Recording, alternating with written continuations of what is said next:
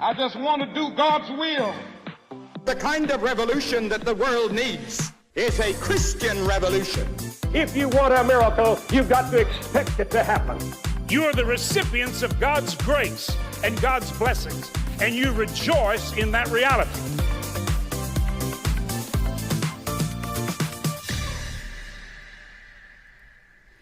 Welcome to Life Today Live. I'm Randy Robinson. Great to have you here. This is a tough time of the year for a lot of people. I get it. Christmas, holidays, bringing up a lot of situations, whether it's families that are separated, lost loved ones, as in my case. It's just going to be a difficult time. And, you know, we have these times throughout our lives. And sometimes you go, I don't know what to do. And, you know, when you don't know what to do, there are two words that you need to remember. It's the title of a book, actually. We're going to talk around a little bit today. The book is called Just Stand. The subtitle, what to do when you want to give up. And so I don't know where you're at, but if you're feeling a little like giving up, stick with me here. And maybe it's well after Christmas. You're in 2026 or even further out, and you happen to catch this interview because they live online for a long time. There's probably a reason. You probably need some encouragement today, and we're going to give it to you. Kris Vallotton is the author of Just Stand, and he is out at Bethel Church in Redding, California. And he is the, let's see if I get this right, the senior associate leader of Bethel Church, and he joins us to give you some encouragement. Kris, welcome to Life Today Live. Wow, yeah. Hey, I like the music there. I was rocking out to it. Exactly. Yeah. Well, you know, a little something to pick people up because you know, sometimes you just got to dance. So put on your dancing shoes. Yes, sir. Good to be with you, Randy. This is we just met, so it's good to meet a new guy. Well, and it's good to see you. We've had a lot of great people from Bethel out here at Life Today, and so, you know, just making more connections is good. And, you know, frankly, when I find that I am feeling like giving up on something, sometimes it's good to reach out and connect with other people, sometimes new people. But, I mean, community, I think, is a big part of our health, our spiritual and mental health in a lot of ways. Maybe you experienced some of that. I don't know. Yeah, we are designed to be a part of a body, right? Yeah. We are designed to faithful for all the wounds of a friend, deceitful for the kisses of an enemy. So we rub each other right, and we also encourage one another, you know, and correct one another and give each other strategies and plans. So absolutely need to be a part of the body. So for you, where did this message come from? Is this something you've seen a lot in your church, something you've experienced? Why Just Stand? Well, I started writing this book. It actually came from my journal notes. I didn't know it would be a book at the time, but so in 2018, our city experienced a really bad fire, burnt down 7% of our city. Our city looked like, Redding, California looked like Armageddon. It was just black soot for weeks and actually months on end, and soot falling on all of our cars. And our city was just completely on fire. As I said, 7% of our city burnt down. And then, as you know, COVID was the next year. COVID began, and we had 2,400 students in our school, and that because of all of the issues with immigration issues, and our school being the largest vocational school in America, 1,000 of our students were eliminated in just 1 month. Wow! So we went from 2,400 students to 1,400 students, and all of that means all of what that means from the standpoint that we're training less students, also $5 million cut in our budget, and then obviously we were in California, and our governor was very strict on the COVID rules, so our church got completely locked down. So 52 weeks, 6 services a week gone, all of our events gone, and then in the midst of all of that, our senior pastors put in their resignation to plant a church in the midst of COVID, which was, obviously tough. They've been with us for 20 years, and that was, it was exciting for them, sad for us. And then Bill Johnson, our senior leader's wife, got cancer, and she was on an 18-month cancer journey and passed She actually got diagnosed the same day that her son and daughter-in-law, who were our senior pastors of our local church, left. And then we went through an 18-month journey with her, and then she passed. And in the midst of that, personally, my daughter, who was a pastor, and her husband went through divorce. And then there was just a whole bunch of other things in between those things that were just kept happening. Of course, we had the whole issue with racial justice, and 35, 40 people on our staff were black, and we're having a really tough time with the racial justice issues. And it was just a very, very, like, it was one of those times when you're like, you don't want to say what else could go wrong. I said to my wife one morning, don't say what else could go wrong. It will. It was, yeah. And I got COVID for 6 weeks and was seriously ill in the middle of all of that. And yeah, so it was a really, really tough season. Our church is 10,000 people in a city of 90,000. So, everything we did was scrutinized by the media. Even though we closed, we closed during COVID. We were actually fined twice for COVID violations. Actually, they didn't fine us. They just cited us twice for COVID violations. And it just got crazy. It was just crazy. Yeah. Crazy time. And the other half were mad at you for closing, I'm sure. Oh, some were mad for closing, some were mad for opening, Yeah. and then we had anti-vax people in our church and the vax people in our church. Those guys were, yeah, as a matter of fact, our senior pastor is more like on the anti-vax side. He's very gracious, but he just made a statement about that he wasn't taking the vax or something. It was just part of a message. And then it just, so that the next week I went and got vaccinated, and it was my turn to preach the next week, and I said I got vaccinated, and I just wanted our church to not, can we not die on the vax hill? Can we not die on the vax hill, please? Yeah. So yeah, it was really, really tough, and I just went through a time when it was hard to go to work, and the Lord said to me, you can't go to work afraid, because if you're afraid, your congregation will be terrified. So I'm like, so I started getting up at 6 and then 5 and then 4:30, and just so that the book kind of comes out of like, what do you do when you're just scared and you're depressed and you're discouraged, and everybody around you, there's no one to turn to because everyone else is in the same situation. What do you do? So yeah, when you say what to do, what does the subtitle says, what to do when you want to give up, you literally probably felt like giving up more than one day. Yeah, 3 times I quit. I literally wrote my resignation letter and went home and I'm done. And 3 times one of my associates, the last time came to my house and said, you can't quit. I mean, what are you doing? You can't quit now. So yeah, I literally was, done. Didn't need to work.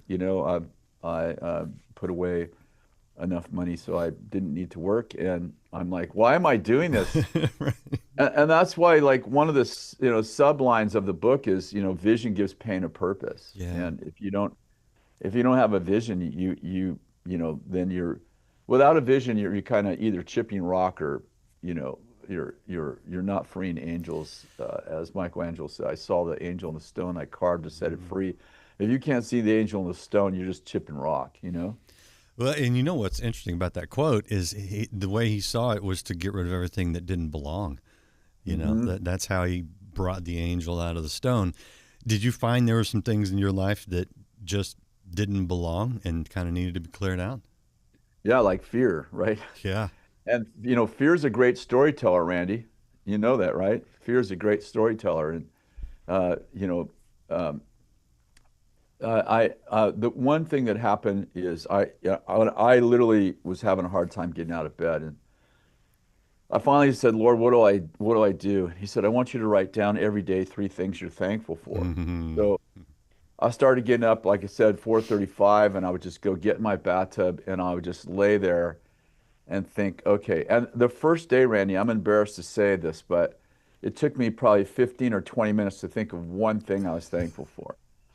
And so I wrote that one thing down, and it probably took me 2 hours to write down 3 things I was thankful for. And then he told me that I was to write down 3 things I was thankful for 30 days.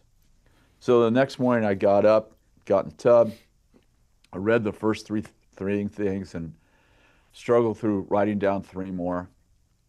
Again, took me at least an hour. And then the next morning I read those 6 and wrote down 3 more. And honestly, by the time I got to, like day 20, I had, written down 60 things. I read through those 60 things and write down 3 more. But what happened to me was really profound, because in order to see what I learned is fear isn't just an emotion, it's a mindset. Yeah.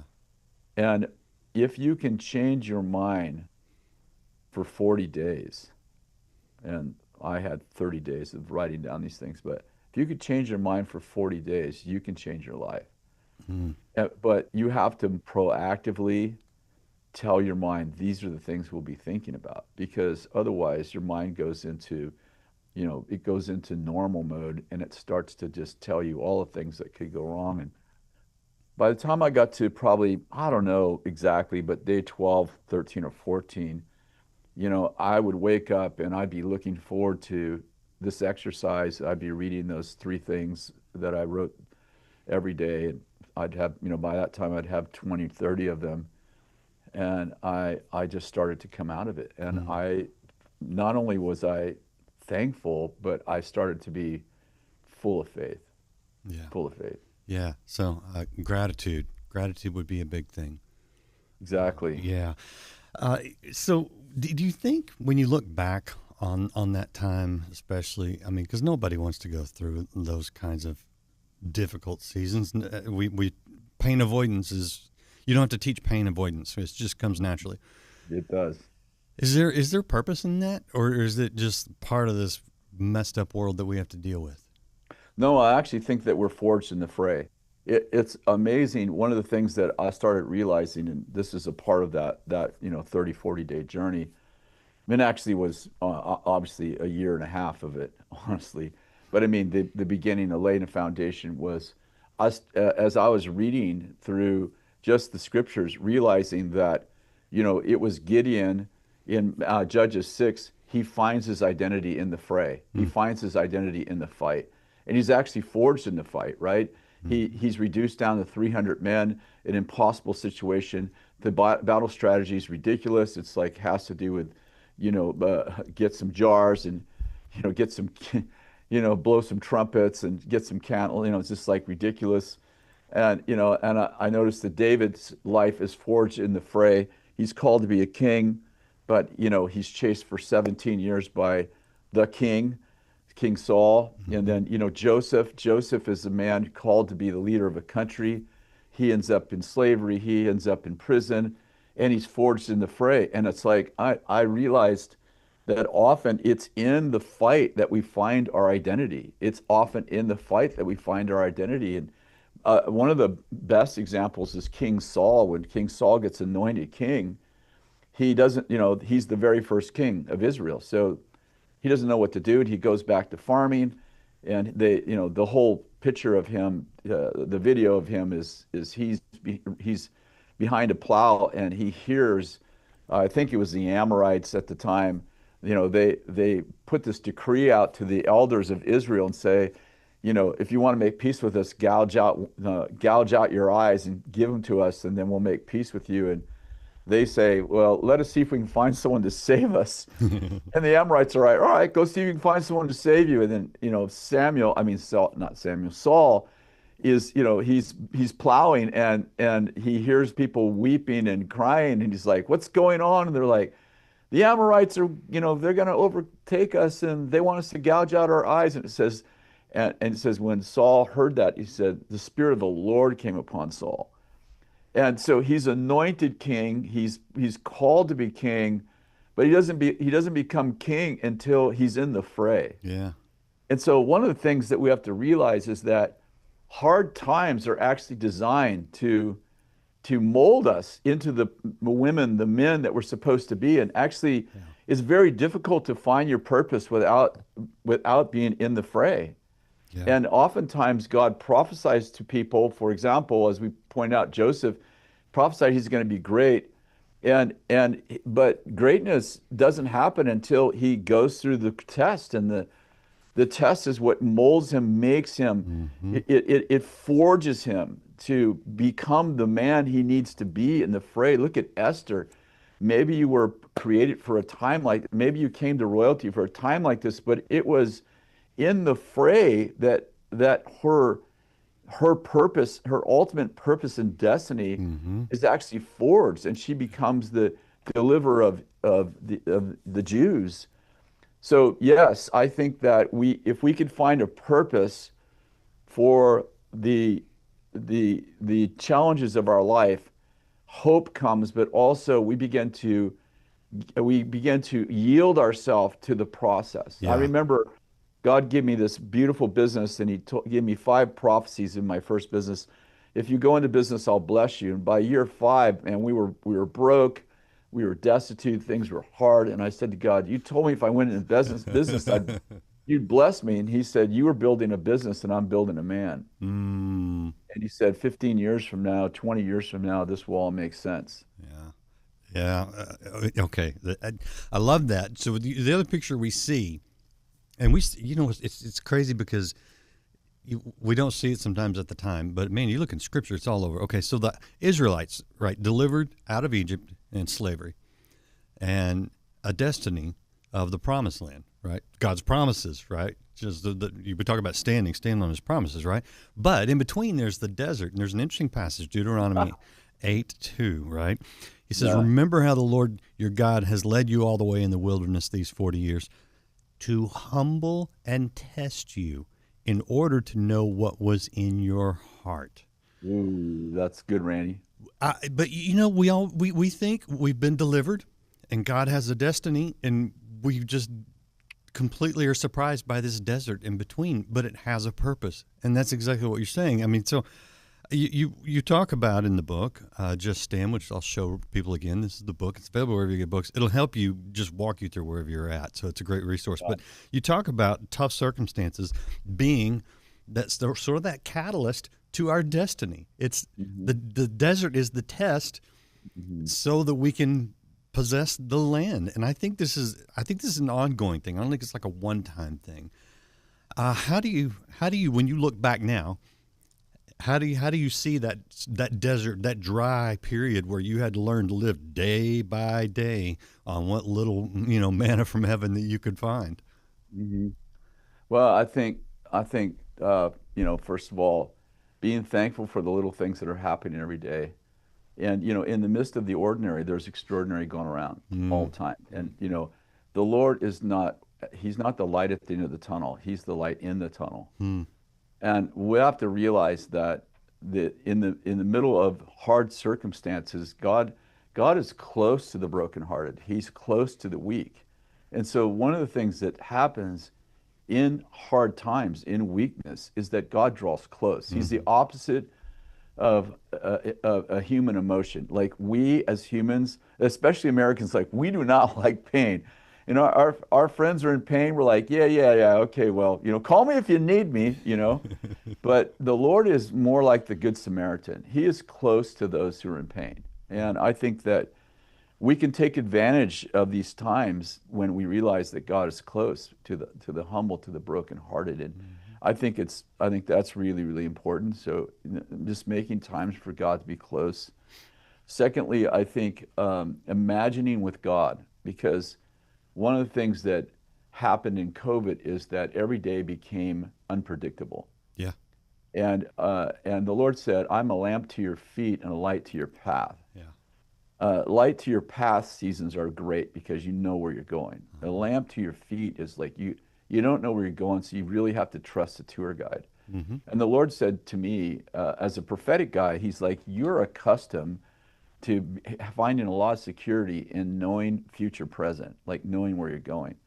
But you're not accustomed to trusting me. And I'm like, I thought I trust you. He's like, you trust me when I show you the future, but you don't trust me when I'm walking with you on a daily basis. So he told me for me, and I'm sure different things were happening for different people, that unpredictable seasons are not change because we understand the future, but they're pieces brought to us when we get to trust the tour guide.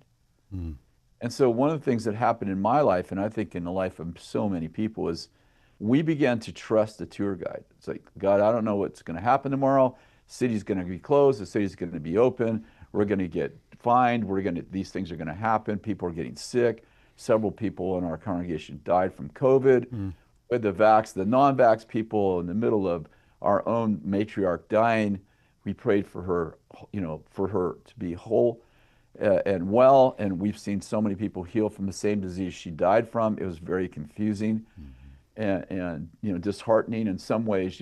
When you see lots of healings, and then the person you love the most doesn't get healed, it creates an existential kind of crisis. And so, you got this big old why. You're walking around with like, why, God? Why is this happening? And Solomon put it best in Ecclesiastes 3. He said, God has put eternity in our hearts, without which no one could know the ways of God from the beginning to the end. So when we step into our, can I say, third heaven position, or Jesus said, come up here in Revelation 4, and Ephesians 1, he said, you're seated in heavenly places. When we take our heavenly seat, things begin to make more sense.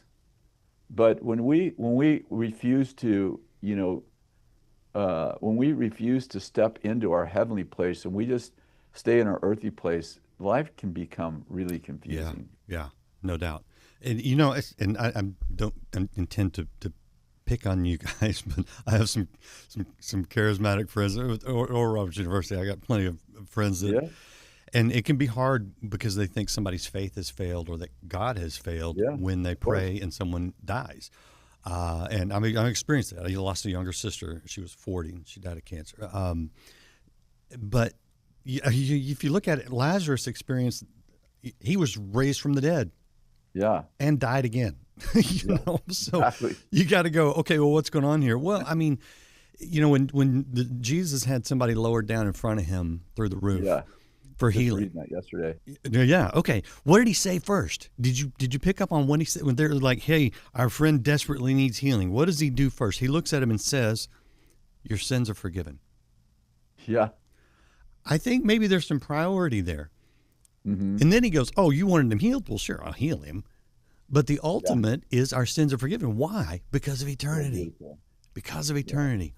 So matter. Death is not the end. It's not there is no victory for death for a believer. Yeah. And in that perspective, I think gives us hope and allows us to just stand through the crises that we experience in this life. All right, I know you got to go. I want to show people real quick your website. This is KrisVallotton.com. You can follow up with him there. But I want to leave people who are listening or watching today with some hope, because it's hard when you're in the middle of it. When you're eating the same thing day after day and you're wondering if you're ever going to get to the promised land, and you're having to learn that dependency day by day, which is a blessing in hindsight. You've walked through some of that. I know you're going to have probably another season of where these questions come up again. We all do. It's fine. What hope do you give to someone who right now is really going through some of the tough situations that you've had to face? Well, I just want to leave you with this. Like, first of all, the Lord's in the middle of it. Yeah. We go through the Psalms 23, lying in the green pastures and being by the still waters, and everyone loves that. But we go from that place of intimacy to testing, and that is, we walk through the valley of shadow of death, but we fear no evil because he's with us. And then we end up at the table of the Lord while the enemy gets to watch. He says, and in the presence of our enemies, we dine with the Lord in the presence of our enemies. And I will say this, if we get too devil conscious, we never have peace, because the devil even watches us while we dine with the Lord. So I just want to pray right now, Randy, if that's all right. Absolutely. God, I thank you for all the people who will watch this later, maybe even years from now. And I pray, God, for whatever you're doing in their lives, I pray that you would give them a vision so that this pain would have a purpose, because vision gives pain a purpose. We would metaphorically see the angel in the stone, and therefore we'd carve to set the angel free. And I pray, God, that you would show them that these hard times are times when you forge us when you build us, when you're building a woman, you're building a man, and you are forging us for our purpose and our destiny. And may we be able to see that you're the potter's hand in our life, even though sometimes it's uncomfortable and painful, that it has a purpose. And so I bless everybody that's on here in Jesus' name. Randy, thank you so much for having me on. Hey, Kris, it's been wonderful. I appreciate you. You guys be blessed out there and have a great Christmas. God bless you. Talk to you later. Appreciate you guys watching. Kris, you can go. I know you need to go. Appreciate, though, you guys watching. If you want to encourage somebody, hit that share button. God's presence. Emmanuel, God with us. That's the message of Christmas. So stand on that. Appreciate you. We'll see you again next time here on Life Today Live. And to receive the healing for body, mind, and soul.